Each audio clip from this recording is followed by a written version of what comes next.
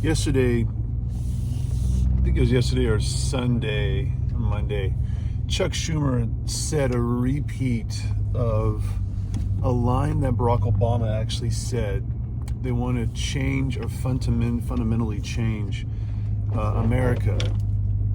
Now, we didn't really know what that meant when Obama said it, but we're starting to get the picture as to what it actually means when Schumer says it. And this is why my friends who have been more fair-minded, they're Biden people and stuff. I'm not tripping about that.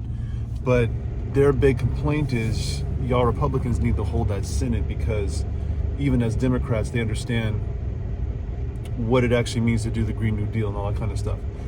Well, understand from the side of a Trump supporter or somebody who's Republican, so we're kind of like, why would we want to invite the change in the first place? Like any change, especially in that direction, when so many of us were concerned about that anyway with the Biden campaign. And that may be here or there, but that's just where we come from. But understand this is that y'all folks out in Georgia or people across this nation, they're just kind of taking more into account what's happening. And when you got one candidate saying they want to make the nation more decent and all the other stuff, but it was kind of a word salad saying all these really hyper, like, niceties really, versus how we actually going to help the American people. And then we're going to mandate stuff across the nation. That's not things that we as Americans understand for being freedom. And even here in California, like in San Diego, we're basically going to be put back on lockdown again because of cases. Now, this is what the issue really has been. The language was changed the whole time. We went from slowing the spread in 2 weeks to actually being slowing the spread over the course of 6 months. Then it was, we need to, be concerned about comorbidities, but then they changed it to cases. These things have been changing, and the language has been changing so much so that the average citizen, we are basically being left in the dark about what's really going on, what's the real goals are, and that's what's scary to the average American who doesn't align with these things. We are just trying to live, but then there's a group of people who don't want to live. They want to lock down and stuff because these politicians are saying, well, we're going to make you more safe. But in reality, they're not making us more safe. They're making people more freaking anxious and scared. And they're doing so to the detriment of the average citizen. And that's not helpful for anybody. And it doesn't make it so that we trust the people who are talking. It makes us ask and wonder, like, what's the real goal? What are you trying to do?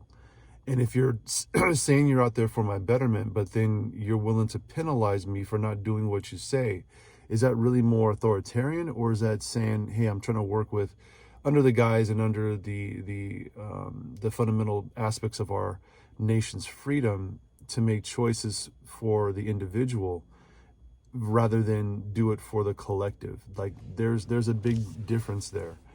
So when as a Californian, we watched the taxes raise. I've watched hella friends leave the state because they can't afford the living here. Because actually, somebody said something to me the other day that made me really, really think. And I want to drop in on this real fast. People actually think that taxes is a way of giving to the poor, and that's freaking crazy.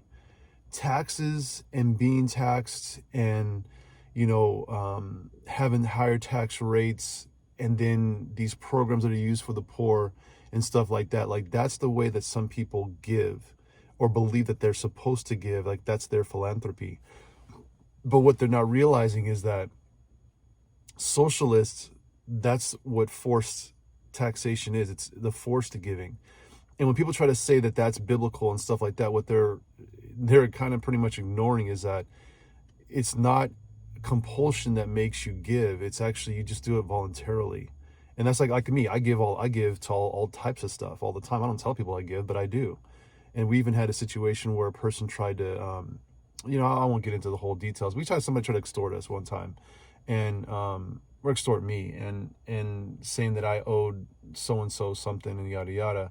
Basically, I had to quit because I was like, okay, you're gonna do that? That's freaking ridiculous. But I had to make some decisions because someone was trying to make me responsible for their income. When you tax, what you're saying is these things are going to go help society. Okay, that's what it's supposed to be. But there are these ideas out there that really don't. They just increase the cost of living. They make it harder to actually have your own family, to own your own home, and that type of thing. So that's not really helping people. What it does is it transfers money from one group of people to another people for the sake of the virtue and the signal, right? And what it does is it drives people out of those states.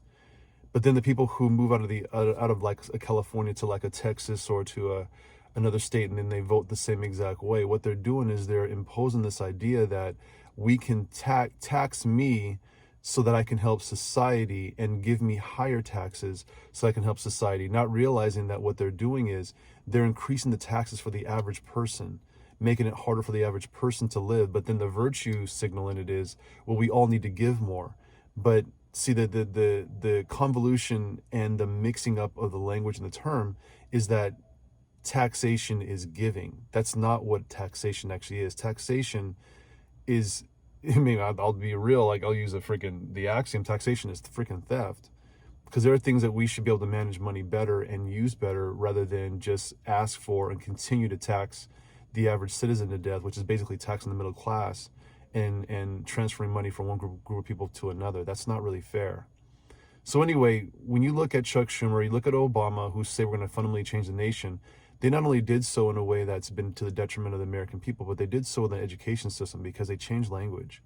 And changing language of First Amendment and making things actually, you can't, and stating that you can't say certain terms, you can have a certain opinion, but you can only abide by the rules that are prescribed. Like with this whole thing with COVID, they're changing the language every single day, and they're making it more difficult for people like myself to even, to keep up. And what's even sadder in this, my wife who works in mental health, these people talking about we want to make things safer and all that. Well, what they're actually doing is they're shutting people in. And the unfortunate, I guess, flip side on that is, are you safer, or you got more people who are going through mental health crises right now? And there's a gang of people doing that. And you understand, like for me as a pastor, the holidays, people think of the holidays as being this great season. I mean, in reality, it is. You're the ushering of Thanksgiving, American holiday, and you have the Christmas and then New Year's. Well, this time and period is also a time and period where there's massive mental health crisis that goes into depression. So you shut people in for any amount of time. What you're inviting is people to be out of your family forever, folks who are your friends to never be seen again, and people who you may have seen on the street who are willing to do something that might be detrimental to their own health because they're going through a mental health crisis. So you might say kind of compulsively, like, or, hey, we ought to all be safe and stay inside, yada, yada. But you don't understand that there's a flip side to this. And that flip side is actually showing itself out with people who are in the mental health profession. So I just want to just drop in on that right now, okay? So the fundamental change of the nation is not about making people more free. It's making people more subservient. Not only the taxes to this idea of changing the nation to become less free and less in our ability to even speak into these topics, but it also means that we're under more controlled by the bigger government, but controlled by the big brother, controlled by people who think that it's to their great advantage to have control over people like us, the average citizen, like Governor Newsom. I mean, this dude, he would basically tell everybody to do something, but he wouldn't do it himself. It's kind of nuts. Like, we're going to do these things in public schools, but my kids who are in private school don't have to abide by these rules. It's always for somebody else to abide by, not the people who are making the rules to abide by. You just got to understand that this is what this actually means. And you who are voting for this stuff, you got to realize this is going to be to your detriment as well. And this is not going to play out the way that you think it is. And this is not about Orange Man bad. This is about something else. And your hope now, if you're the person that was like, yeah, I hate Donald Trump and yada yada, well, you gotta understand, even if you hate him, you could still state it. They're actually talking about punishing people like myself who speak out and say something. Is that something that you think that Trump would do? No, it's not what he would do. In fact, to even advocate for that is freaking nuts anyway on its face. And you might say, well, how are they going to do it? Who knows how they're going to do it? They already dox people. They already cut people from their jobs and make it hard for them to get employment now. What would that look like later on? Well, we don't know, because you're the person on the couch. The person on the couch, like myself, is watching these things unfold, and you're hoping that, the Republicans keep the Senate. But I hope they do, because that people on the TV, those people on the TV, they got some plans for you and me.